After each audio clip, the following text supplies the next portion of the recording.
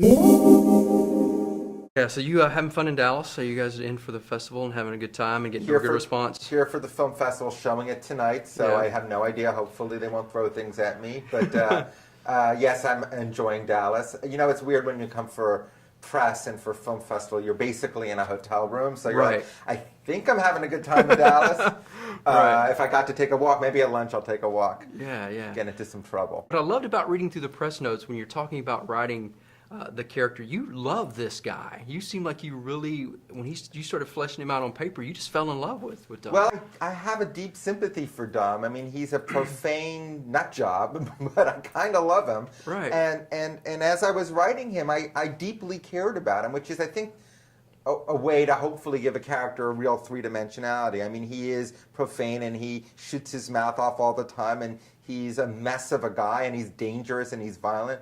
But he's also sort of a teddy bear, weirdly. Right. Also, The pictures of his daughter melts his heart. It's exactly. Like, yeah. No, he's got a real humanity, and his relationship with his daughter is really true. And I think the reason that Jude connected with the script and then also with me was that he also cared deeply about Dom. And we almost treated Dom as another person in the room. We would talk about him on set. We're like, I think Dom's having a really rough go of it here, you know, and we really loved him, and that love I think you can see in the performance that Jude gave, and sort of I think gives the character something that is more than just what you normally expect in a movie. Yeah. Now, going from the writing to the directing, as you guys started fleshing him out on screen, were there things about Dom that even surprised you as you guys got to getting him live and in flesh? Well, I mean, one of my favorite parts about directing is that it opens up a whole new chapter onto the written word. I mean, the script is what it is, but then when you start trying to physicalize him and picking the clothes that he wears, and you know, we made his suits extra tight, and we broke his nose in the film, and you know, he gained weight, and we put mutton chops on him, and all of that work of picking the locations and the other actors and sort of making this world that Dom lives in and the other characters in that world, that part is an enormous amount of fun and is a surprise. I mean, Jude would surprise me every day. It got to the point sometimes where I'd be watching the monitor when we were directing, and I'd be watching him, and then suddenly everyone stopped talking, and I'd realize that, oh wait, cut. Like I literally forgot that I had a job on the movie because I was just so, you know, enjoying his performance, and it was, you know, he was dangerous as Dom, and that danger, while funny, also makes for very electric filmmaking because even though he stayed to script, there was not a lot of improvisation. You still had no idea what he was going to do, and I think the actors had no idea. Is he going to come into my face? Is he going to hit me? Is he going to walk away? And that sort of energy, like, is on screen. You can feel it.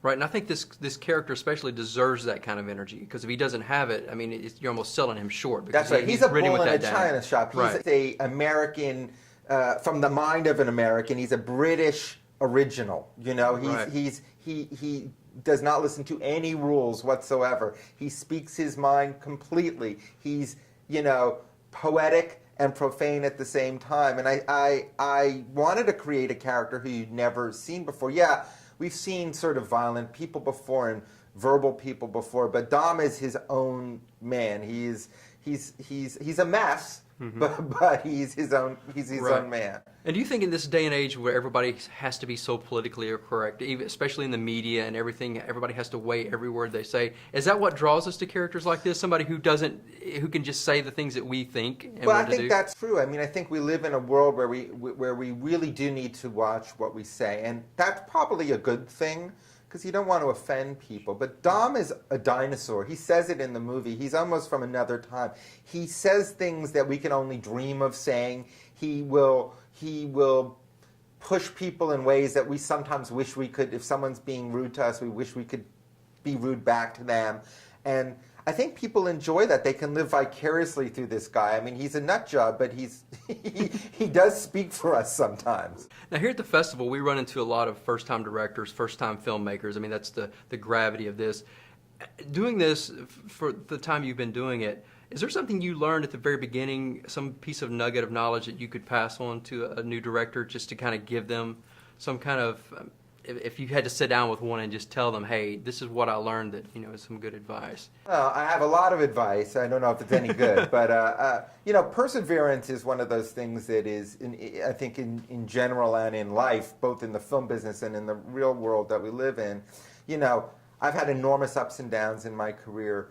It took me a long time to find my real creative voice, and I never gave up. There were times when literally my phone was turned off. I was that broke, and I've had other high moments. And so it is a question of, like, if this is really what you want to do, you just have to do it and commit to it, and commit to finding your own specific voice, because there's so many movies out there and so much TV that is just the same. And the ones that pop, the reason that we talk about, Girls or True Detective on television, or hopefully talk about Dom in the movies, is that it's different, and that's a good thing.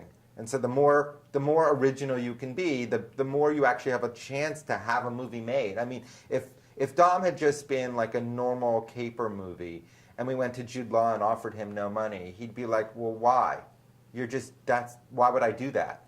But I was like, no, this is a totally different sort of movie, so we're offering you no money, but we're giving you a role that you've never had before.